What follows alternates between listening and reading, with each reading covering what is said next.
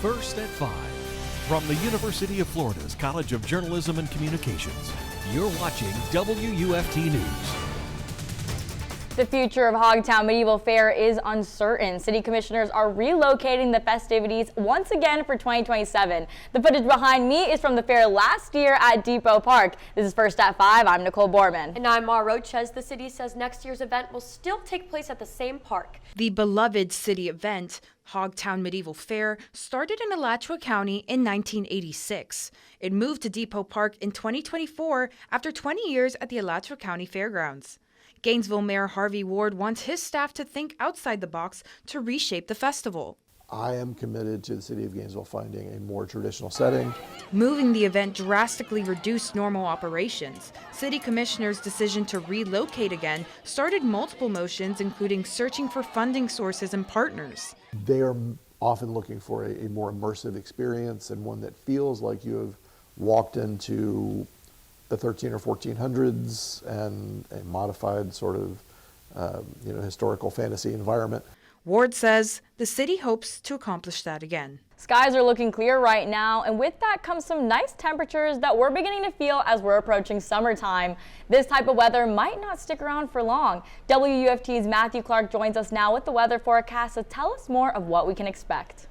Yeah, waking up this morning, there wasn't a cloud in the sky, but looking out on our campus cam right now, you could see that clouds have started to increase in coverage, 77 degrees. So the temperature is not too bad out right now. It's because of that wind. Look at that gust of 26 miles per hour. It's all a part of this front that we're tracking that's bringing in some severe thunderstorm warnings to parts of the Panhandle. Pretty strong thunderstorms in Madison County right now. And over in Duval, some pea-sized hail has already been reported. So these storms are going to start to make their way down to our area, not just encapsulated to the Panhandle, Gainesville and Marion County and Alachua County, all encapsulated in this level 1 out of 5 risk. 60-mile-per-hour gusts could be possible, and pea-sized, quarter-sized hail could be possible. It's all a part of this front. I'll have your full evening and weekend forecast coming up in a few minutes. Following up on how Florida legislatures could cut funding for college readiness programs. If passed, House Bill 5101 would cut funds for AP, ACE, IB, Career Tech, and dual enrollment. We told you Wednesday the bill would slash funding for AP, IB, and dual enrollment classes by 50%. Earlier today, ACPS sent out fact sheets detailing the potential losses. They say these programs severe nearly even 7,000 students. Marion County school leader passed a resolution urging state lawmakers to reconsider. The bill is currently being discussed in the state Senate. Here are the numbers for you, how much money is being used for each program and how much money students will need to cover on their own. Alachua County Public Schools urges you to call your senators and representatives to stop this bill from being passed. The State Department has revoked nearly 300 student visas across the nation. And today we learned that 8 UF students are among those numbers. This comes just a couple days after a protest took place on UF's campus for an international student that was detained for driving with a suspended license. He was in the middle of renewing his student F1 visa.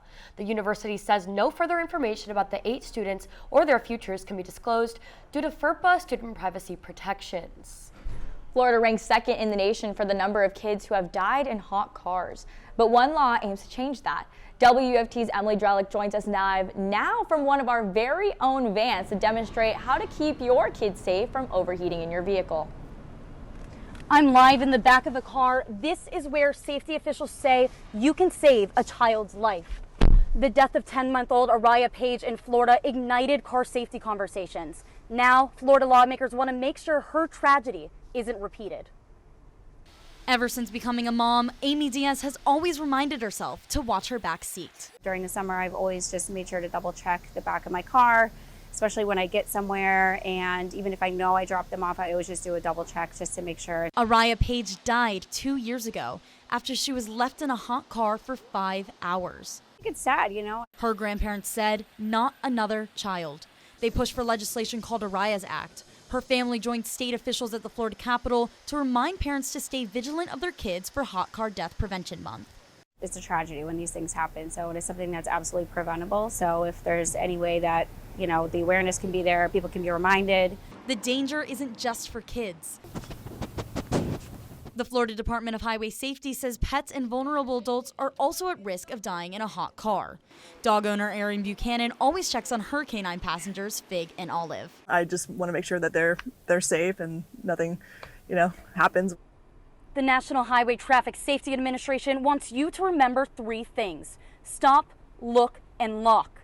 First, stop before you get out of the car. Check your entire vehicle, especially the back seat for your kid.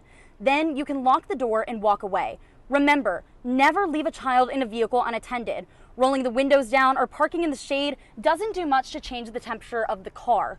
You can also leave a personal item in the back seat, like a purse or a briefcase, to have that extra reminder to look before you lock. Live in Gainesville, Emily Drelick, WUFT News. In other news, the celebrations for the men's basketball national champions aren't over yet.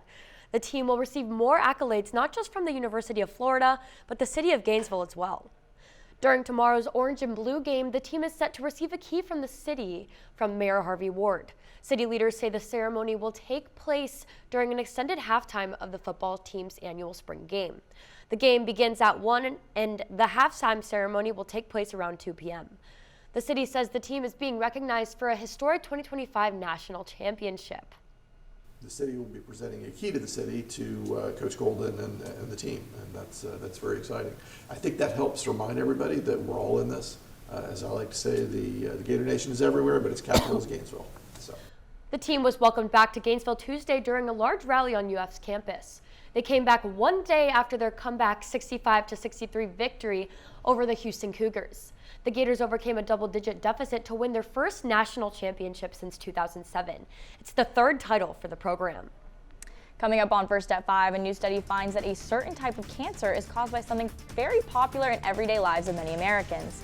Our team follows the story of one family's experience with a deadly disease and the things we can do to help fight back against developing such a sickness. So stick with us when we return. You're watching WUFT-TV News. New research establishes a link between what researchers are calling the Western diet and lung cancer. WUFT's Juan Chaoui spoke with a family personally impacted by the disease. One family member says this information could have saved the life of a loved one. Matthew Walker has lived in Gainesville for almost 20 years. I moved to Gainesville in 2006 for graduate school. And since then, he started a life here. Met my wife here in Gainesville. We have a 10-year-old son. He works at UF Health as a media coordinator and spends his free time reading, writing, or playing with his son both off and on the field. Something we do together. He likes playing baseball a lot, so he's on a team and we practice in the backyard a lot. In his time here in Gainesville, Walker has gained a lot in life. But despite what he gained, nothing can replace what he's lost. I was mostly raised by my mom, and I think it was in 2013, she was diagnosed with lung cancer.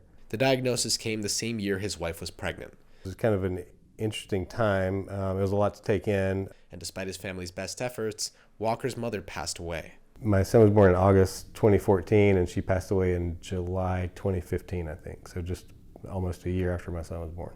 Walker isn't alone. The American Cancer Society says lung cancer is by far the leading cause of cancer death in the U.S. Each year, the number is larger than colon, breast, and prostate cancers combined. New research from UF Health shows a possible explanation: the Western diet and food deserts. So people who live in these food swamp and food desert areas heavily depend on processed food and fast food, which is like high fructose corn syrup and high fat. The connection? Glycogen, a form of glucose that normally serves as energy storage, also happens to be found in large amounts in processed foods. For some reason, your lung accumulates a lot of these glycogen. And these glycogen, the same thing that they can benefit the muscle where it makes it grow, it can benefit the cancer, right? The cancer sees these glycogen molecules. They're like, oh, look, there's so much nutrients for us. Let's take it and break it down and grow, as fast as we can. Sun clarifies it doesn't directly cause lung cancer, but it can make pre-existing lung cancer much worse. He says it's like a lollipop for lung cancer sweet tooth. Information Walker says he would have loved to know sooner. Having that awareness to be like, if we move away from these types of foods and more towards these foods, there's actual evidence that this could help. I mean, I think that would have made a difference. A difference he hopes will save the life of another. I would hope people would really just follow that guidance and improve their diet to help their lives later. In Gainesville, Juan Chaoui, WUFT News.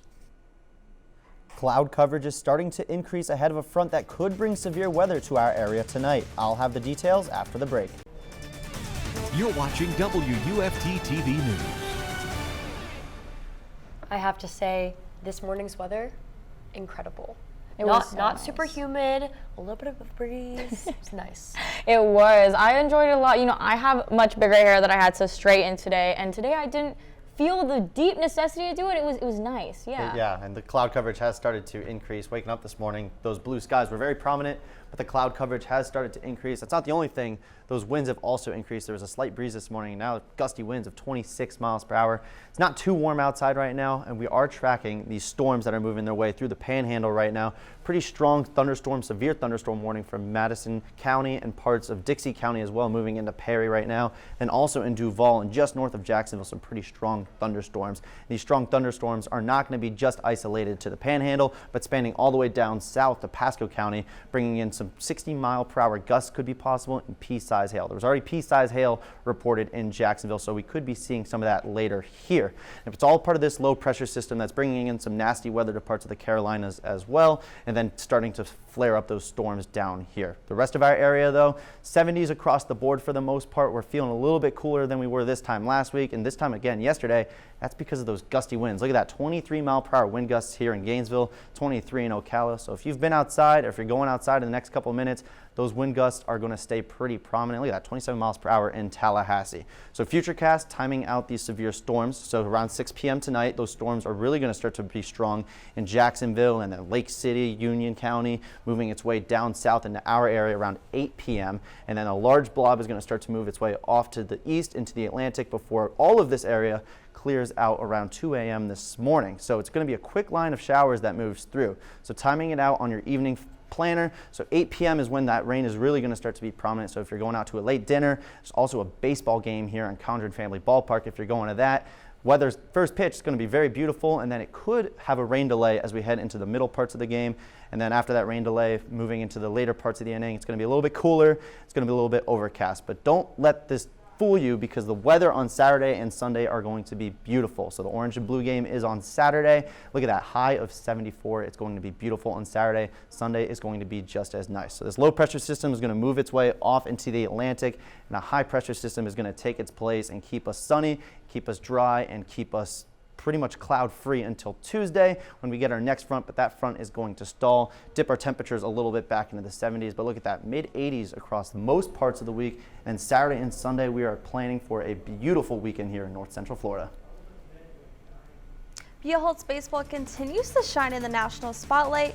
Their game Thursday marked the Bobcats senior night as they begin to prepare for districts.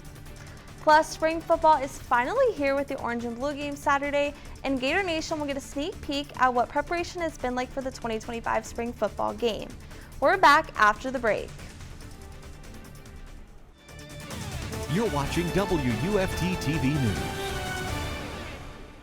Welcome back to sports. I'm Alyssa Britton-Harr. It's springtime and Florida football is blooming. Fans finally get a glimpse of Gator football again with the annual orange and blue game tomorrow.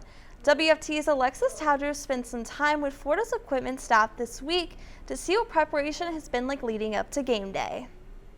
From helmets to jerseys and everything in between, Florida's equipment staff is hard at work this week ahead of the orange and blue game. As Gator Nation gets ready to pack the stands this Saturday, I went behind the scenes to see how the team behind the team gets game day ready. It's definitely been a lot of moving pieces going on with figuring out what players are on each team.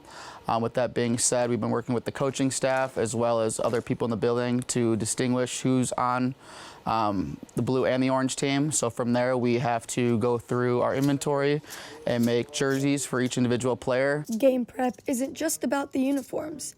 It's about making sure each player has the tools to perform. So we have to designate each player's gear for them, as well as making sure they're properly equipped for the spring game: helmet, shoulder pads, jersey, pants, cleats, knee, thigh pads, girdle, all the essentials to be able to play in a football game. While fans may think the job is smooth from the outside, it comes with plenty of behind-the-scenes hurdles. A lot of people don't understand that, like, they have to wear like the same colors underneath, like the same, like if we're wearing blue jerseys, they gotta be blue compressions, or like the same kind of like tights. So we only wear white tights to games and stuff. From the sidelines to the locker room, EQ takes care of the details, so the team's main focus is on the game. We'll traditionally get here about 4 to 5 hours prior to kickoff to make sure the locker room's all set up, so when the coaches, the players, and everybody else arrives it's game time. It's good to go, and all they got to focus is on what they got to do on the field.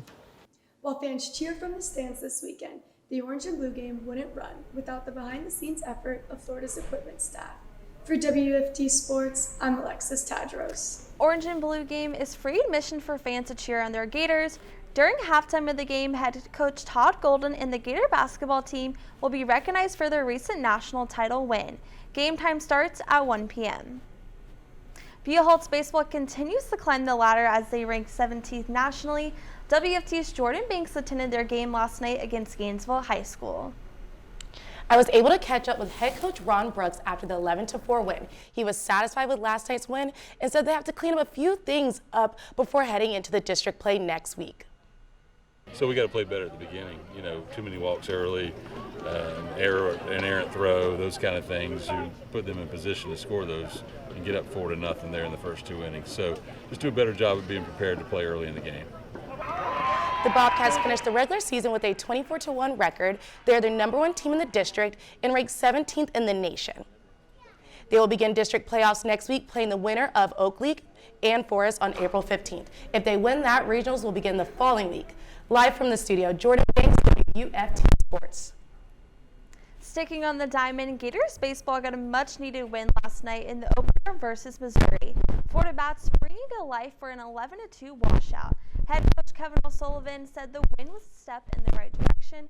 He also said that he made some changes to the lineup. One of those was Justin Nato, who was one of the 9 Gators to get a hit. I'll move him up a couple spots. An extra at bat during the game, and obviously, you know, Justin's been struggling a little bit, so kind of flip-flopped him. But no, it was a game we needed, obviously, to get off on the right foot for the weekend. Yeah, so pleased with how he's feeling about it, especially early. Already 6-3. Kamen went 2 for 4, leading the offensive charge. His 3-1 home run led to a team high of 4 RBIs. Florida looks to clinch the series tonight with a win. First pitch is at 6:30 p.m.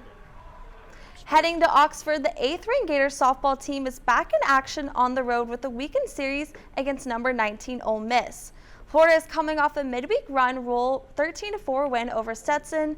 The Gators look to stay hot as they lean into SEC play in the upcoming weeks. Ole Miss is coming off a series loss to South Carolina, and while Florida played fierce against the Hatters, they struggled with momentum in their series against Arkansas. The Gators will look to bounce back in SEC play and look to Reagan Walsh and Corby Otis to carry the game in runs. First pitch against the Rebels is tonight at 7 p.m. If you're looking for plans this weekend, don't miss out on Gators women's tennis as they host LSU and Ole Miss for their final matchups of the season. The congratulations continue to pour in for the Gators men's basketball team, including from one of the happiest places on earth. Walt Disney World cast members who are Gator alumni took time out to record a special message for our team and Gator Nation. Together, we want to celebrate you on your magical season and bringing home the national championship trophy right here to Florida. So, from all of us to all of you, and every Gator fan, young and young at heart, congratulations! Oh, it seems like such a nice day to go hit the parks. Yeah, I mean, it was earlier, but the cloud coverage is starting to increase. I know Disney's in Orlando, but here in Gainesville, the conditions are going to start to decrease as we head into the evening with some severe storms heading our way. But it sets up a beautiful weekend. 75 is a high on Saturday and 78 is a high on Sunday. Looking forward to a weekend full of sunshine. Thank you, Matthew. We're back here on Monday for another edition of First at 5. But you can get your WFT news anytime on WFT.org. Have a great weekend.